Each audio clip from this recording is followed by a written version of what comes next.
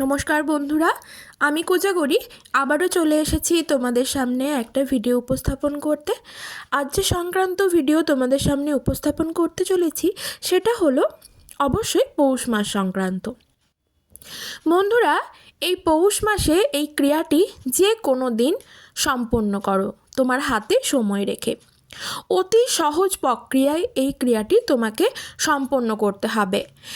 সেটা করতে হবে মা লক্ষ্মীর কাছে, মা লক্ষ্মীর কৃপা লাভের জন্য। তার থেকে তুমি ধনবান হবে, মা লক্ষ্মীর কৃপার দ্বারা তুমি উপকৃত হয়ে ধনবান হবে, প্রচুর অর্থ লাভ করবে। তোমার বাড়িতে যদি কোনো বাস্তু সমস্যা থেকে থাকে সেই সমস্যার সমাধান ঘটবে চিরতরে। কী প্রসেসে কী করবে অবশ্যই বলবো, তবে সেটা শোনার জন্য পুরো ভিডিওটা স্কিপ না করে তোমাদেরকে অবশ্যই দেখতে হবে। আশা করি তোমরা লাভবান হবে, উপকৃত হবে। বন্ধুরা, এই ক্রিয়াটি আমি করেছিলাম ভাদ্র মাসে, আমি ফললাভ করেছি। আমি ফললাভ করলে আশা করি তোমরাও ফললাভ করবে। কি সেই বিশেষ টোটকা ক্রিয়া? তো চলো আর দেরি না করে শুনে নাও। বন্ধুরা, আমি ওমের মা চ্যানেলে তোমাদের আবারও সুস্বাগতম। আশা করি সকলে ভালো আছো, সুস্থও আছো, আমিও ভালো আছি। বন্ধুরা, এর জন্য যে কটি জিনিস প্রয়োজন এই টোটকা ক্রিয়াটি সম্পন্ন করার জন্য সেটা হলো আতপ চাল অথবা গোবিন্দভোগ চাল, যেই চাল আমরা ঠাকুরের কাজে ব্যবহার করি। লাগবে একটি 16 আনার কয়েন, লাগবে 5টা ছোট এলাচ, লাগবে 5টা লবঙ্গ, লাগবে একটা দারুচিনি, লাগবে 3খানা হলুদ কড়ি অথবা সাদা কড়ি। প্রথমে চেষ্টা করবে দশকর্মার দোকানে গিয়ে হলুদ কড়ি কিনবার। যদি হলুদ কড়িটি না পাও, আসলে হলুদ কড়ি হলো লক্ষ্মী কড়ি, যদি হলুদ কড়ি না পাও সেক্ষেত্রে তুমি সাদা কড়িও নিয়ে আসতে পারো, তাহলেও চলবে। আরেকটা লাগবে গাঁটযুক্ত হলুদ। কি প্রসেসে তাহলে সম্পন্ন করবে এই টোটকা উপাচার, যার দ্বারা তুমি ধনবান হবে, তোমার বাড়ির নজর দোষ কাটবে, বাস্তু সমস্যার সমাধান ঘটবে তোমার বাড়িতে, প্রচুর অর্থ লাভ করবে তুমি। এমনও হয়ে থাকে আমরা প্রচুর পরিমাণে অর্থ রোজগার করি, কিন্তু সেই অর্থ আমরা ধরে রাখতে পারি না, কোনো না কোনো কারণে সেই অর্থ ব্যয় হয়ে যায় আমাদের হাত থেকে, সঞ্চয় করে রাখতে পারি না। বন্ধুরা, সেইখান থেকেও নিষ্কৃতি পাবার একটি উপায় আছে। তাই যদি পারো আগামীকাল করো, কিংবা যে কোনো দিন পৌষ মাসেই সম্পন্ন করো এই টোটকা উপাচার, হাতে নাতে ফললাভ করবে। 48 ঘন্টার মধ্যে মিরাকেল ঘটবে তোমার জীবনে। বন্ধুরা, তুমি যেই দিনই করো, ধরো বৃহস্পতিবার করলে, যেহেতু বৃহস্পতিবার আমরা মা লক্ষ্মীর বার হিসেবে মানি, সেহেতু ধরো বৃহস্পতিবার এই টোটকা ক্রিয়াটি তুমি সম্পন্ন করতে চলেছ। এই ক্রিয়াটি করার জন্য কোনো ব্রাহ্মণ বা পুরোহিতের কোনো প্রয়োজন নেই। মা লক্ষ্মীর নিশ্চয়ই চিত্রপট বা বিগ্রহ বা ফটো নিশ্চয়ই তোমার বাড়িতে, তোমার ঠাকুর ঘরে বা তোমার ঠাকুরের সিংহাসনে আছে, যেখানে তুমি নিত্য পুজো করো। সেইখানে যদি মা লক্ষ্মীর ঘট স্থাপন করা থাকে তবে ঘটের পাশে রাখো এই জিনিসগুলি। একটি ঠাকুরের পাত্র নেবে, কাঁসা বা পিতলের, র্যাকাবো নিতে পারো, বা কাঁসা বা পেতলের ঠাকুরের যে জিনিসে তুমি ঠাকুরকে ভোগ নিবেদন করো সেই পাত্রটি নেবে। তবে চেষ্টা করবে পাত্রটি যেন স্টিলের বা লোহার না হয়। এতে তুমি মাটির পাত্র ইউজ করতে পারো বা কলা পাতাও ইউজ করতে পারো। কি করবে তবে? হয় আতপ চাল নয়তো বা গোবিন্দভোগ চাল নিলে তুমি তোমার সাধ্য মতো, সেটা 250 গ্রামও হতে পারে, 500 গ্রামও হতে পারে, 1 কিলোও হতে পারে। চালটি ভালো করে কলা পাতা বা মাটির থালাটি বা কাঁসা পেতলের থালার ওপর রেখে দিলে, তার ওপর অল্প একটু গঙ্গা জল ছিটিয়ে দেবে, চালটি তবে শুদ্ধ হয়ে গেল। এরপর যে 16 আনার কয়েনটা বলেছিলাম, সেই 16 আনার কয়েনটি ভালো করে ধুয়ে শুদ্ধ করে তার ওপর গোলা সিঁদুরের একটি ফোঁটা লাগিয়ে দেবে। তার ওপর যে 3টে আমি কড়ির কথা বলেছিলাম, যদি হলুদ কড়ি হয় বেশ ভালো, যদি হলুদ কড়ি না হয় সেক্ষেত্রে সাদা কড়ি হলেও চলবে। হয় 3টে নয় 5টা হলুদ কড়ি নিয়ে তার ওপরও গোলা সিঁদুরের ফোঁটা দিলে।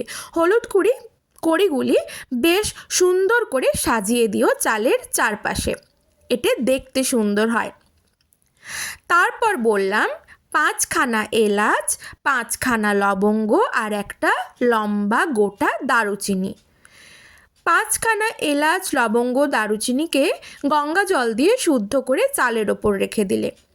যদি লম্বা দারুচিনি না পাও সেক্ষেত্রে টুকরো দারুচিনি হলেও হবে, তবে সবটাই বাইরে থেকে কিনে নিয়ে আসবে, বাড়িতে থাকা আগের জিনিস দিয়ে করবে না। করলে এবার সেই গাঁটযুক্ত হলুদটিকেও গঙ্গা জল দিয়ে শুদ্ধ করে নিয়ে গাঁটযুক্ত হলুদটিকে তার ওপরে গোলা লাল সিঁদুরের ফোঁটা দিয়ে দেবে, মানে মঙ্গল চিহ্ন অঙ্কন করা হয়ে গেল। তারপর সাদা চন্দন সহযোগে একটি হলুদ অথবা লাল ফুল নিবেদন করো সেই সাজিয়ে রাখা পাত্রটির ওপর। ওটি একটি নৈবেদ্য সাজানোর মতো হয়ে গেল। তুমি তোমার মতো করে পুজো সম্পন্ন করলে, তোমার মতো করে মন্ত্র উচ্চারণ করলে, তোমার মতো করে মাকে তোমার সাধ্য সামর্থ্য অনুযায়ী নৈবেদ্য সাজিয়ে দিলে, তুমি তোমার মতো করে করবে, এক্ষেত্রে কারোর মত নেবার দরকার নেই। এটা তুমি সকালবেলায় পুজোটি সম্পন্ন করলে। এটা পৌষ মাসের যে কোনো দিন করতে পারো, তবে যেহেতু লক্ষ্মীর কৃপা লাভের জন্য করছো, বৃহস্পতিবার অথবা শুক্রবার করলে বেশ ভালো। তুমি তোমার মতো করে সকালে পুজো কমপ্লিট করলে। তারপর সন্ধেবেলায় সন্ধে দেখাতে যাবে। সন্ধে দেখানোর সময় চেষ্টা করবে ঘিযুক্ত প্রদীপের একটু আরতি করার, যদি তোমার সাধ্য সামর্থ্য থাকে। যদি না পারো সেক্ষেত্রে সর্ষের তেলের আরতিও করতে পারো।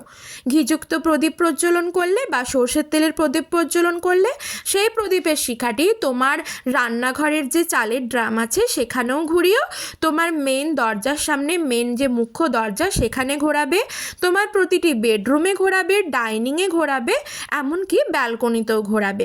হয়ে গেল। ধূপ ধুনো দিয়ে সন্ধেবেলায় মায়ের একটু আরতি করলে, পারলে কর্পূরের আরতিও করতে পারো। সম্পন্ন হলো পুরো ক্রিয়াটি। তারপর সেই যে চালের ওপর সাজিয়ে রেখেছিলে 3টে বা 5টা কড়ি, সেই কড়িগুলি তুলে নিলে। তারপর যে 1 টাকা অর্থাৎ 16 আনার কয়েনটি রেখেছিলে সেটাও নিয়ে নিলে, আর গাঁটযুক্ত যে হলুদটি রেখেছিলে সেটাও নিয়ে নিলে। সেটা যদি পারো একটা প্যাকেটেও রাখতে পারো, বা লাল শালুতে, সব থেকে যেটা বেশি ভালো হবে, লাল শালুতে মুড়ে নিয়ে 3টে গিঁট দেবে। 3টে গিঁট দেবার সময়, প্রথম গিঁটটি দেবার সময় শ্রিং শ্রিং শ্রিং, আবার দ্বিতীয় গিঁটের সময় শ্রিং শ্রিং শ্রিং, আবার তৃতীয় গিঁটের সময় শ্রিং শ্রিং শ্রিং, এইভাবে 3বার করে 9বার মা লক্ষ্মীর বীজ মন্ত্র শ্রিংটি জপ করলে। তারপর সেটা তোমার প্রতিবেশীর চোখের আড়ালে চুপি চুপি গিয়ে তোমার বাড়ির সদর দরজার যে ওপর দিকের জায়গাটা, সেটা যদি গ্রিল থাকে ভালো হয়, বা পেরেক থাকলেও ভালো হয়, সেখানে যে সেই পুটুলিটি বেঁধে দাও সবার চোখের আড়ালে। বাঁধার সময় যেন কেউ না তোমাকে দেখে, বাড়ির লোক দেখুক তাতে কোনো অসুবিধে নেই, প্রতিবেশী যেন নজর না লাগে। এর থেকে কি হবে বলো তো? তুমি যে পুটুলিটি বেঁধে দিলে তার থেকে তোমার বাড়িতে যদি কোনো নজর দোষ লেগে থাকে, কোনো নেগেটিভ শক্তির যদি প্রবেশ ঘটে থাকে তোমার বাড়িতে, সেটা কিন্তু বেরিয়ে যাবে, নেগেটিভ শক্তিটা, পজিটিভ শক্তির আগমন ঘটবে। আর কি হবে? নজর দোষ কেটে যাবে, বাস্তু সমস্যার সমাধান অনেকাংশে হয়ে যাবে। তবে যেই দিন এই ক্রিয়াটি সম্পন্ন করবে বন্ধুরা, সেই দিন সদর দরজার সামনে মা লক্ষ্মীর চরণের একটি আলপনা এঁকো। মা লক্ষ্মী তোমার মুখ্য দরজা দিয়েই ঢুকবেন, তো এই জিনিসটি করো। আর সবসময় চেষ্টা করবে মুখ্য দরজার সামনেটা পরিষ্কার পরিচ্ছন্ন রাখার, কারণ ভালো জিনিস মন্দ জিনিস সব কিছুই কিন্তু আমাদের বাড়ির মুখ্য দরজা দিয়েই প্রবেশ করে। এই তো গেল বাস্তু সমস্যা আর নজর দোষ কাটানো। এরপর অর্থ লাভের যে টোটকাটা, সেটা হলো বাকি পড়ে রইল আতপ চাল বা গোবিন্দভোগ চাল, যেটা তুমি নৈবেদ্য হিসেবে সাজিয়ে দিয়েছিলে, আর তার মধ্যে রইল 5খানা এলাচ, 5খানা লবঙ্গ আর দারুচিনি। চালটা সেখান থেকে তুললে সেই দিনই রাত্রেবেলা সেই দিনই, যেদিন সকালে ক্রিয়াটি করলে সেই দিনই রাত্রেবেলা চালটি ভালো করে ধুয়ে নিয়ে তোমার যে ভাতের হাঁড়ি বা ডেকচি যাতে তুমি ভাত করো তার মধ্যে ওই চালের ভাত করো। সেদিন নিরামিষ আহার গ্রহণ করবে। যেহেতু সেই চালটি মা লক্ষ্মীকে নিবেদন করা হয়েছিল, সেহেতু ভাতের সাথে যে তরকারিটা মিশিয়ে খাবে সেটা চেষ্টা করবে নিরামিষ। চেষ্টা বলে নয়, অবশ্যই নিরামিষ আহার গ্রহণ করতে হবে। আশা করি আমি বোঝাতে পারছি কেন নিরামিষ খাবার খেতে হবে। চালটি দিয়ে ভাত করলে সেই ভাতটাও সগড়ি কোনো জিনিসের সাথে, মানে আমিষ কোনো জিনিসের সাথে একদম মেশাবে না। সেই ভাতটি পরিবারের মধ্যে সবাই খেও, তুমি নিজে তো খাবে, সবাইকে দিও, সেটা খাও। সেই এলাচ, লবঙ্গ, দারচিনি সহযোগেই ভাতটির কিন্তু ফ্যান গালবে। দেখবে, চেষ্টা করবে সবার পাতে যদি একটা করে এলাচের টুকরোও পড়ে তাতেও কোনো ক্ষতি নেই। কেউ যেন নাক না তুলে, মানে এলাচটা মুখে লেগে গেল, কেমন একটা লাগলো, এই জিনিসটাও যেন না করে। সবাইকে সেটা স্মরণ করিয়ে দিও। এইভাবে তুমি খাও, দেখবে তোমার বাড়ির যে আয়কর্তা তার অর্থভাগ্য খুলে যাবে। 24 ঘন্টার মধ্যে মিরাকেল ঘটবে তোমাদের জীবনে। প্রচুর অর্থ লাভ করবে, কোটিপতি হবে। এই রকম ক্রিয়া আমি নিজে সম্পন্ন করেছি বন্ধুরা। ভাদ্র মাসে আমি হাতে নাতে ফললাভ করেছি। তোমার প্রয়োজনীয় যতটুকু অর্থ তুমি লাভ করবে। যদি আটকে থাকা টাকা কেউ ধার নিয়ে থাকে, সে টাকা তোমাকে ফেরত দিচ্ছে না, সেইখান থেকেও তুমি চটজলদি নিষ্কৃতি পাবে। তবে টোটকা ক্রিয়াটি মনের মধ্যে পজিটিভিটি রেখে, ভগবানের ওপর আস্থা বিশ্বাস রেখে সম্পন্ন করে দেখো, হাতে নাতে ফললাভ করবে। 24 ঘন্টার মধ্যে তোমার ভাগ্যের বদল ঘটবে। তবে এই ভাতটি অর্থাৎ এই অন্নটি অবশ্যই তোমার বাড়ির আয়কর্তার মুখে যেন ওঠে, এটা দেখো। ক্রিয়াটি করে দেখো, যদি তুমি উপকৃত হও তবে এই ভিডিওটি শেয়ার করো আপনজনদের সাথে, তারাও উপকৃত হবে। ভিডিওটি ভালো লাগলে একটা লাইক আশা করব, শেয়ার করবে আপনজনদের সাথে। সবাই খুব ভালো থেকো।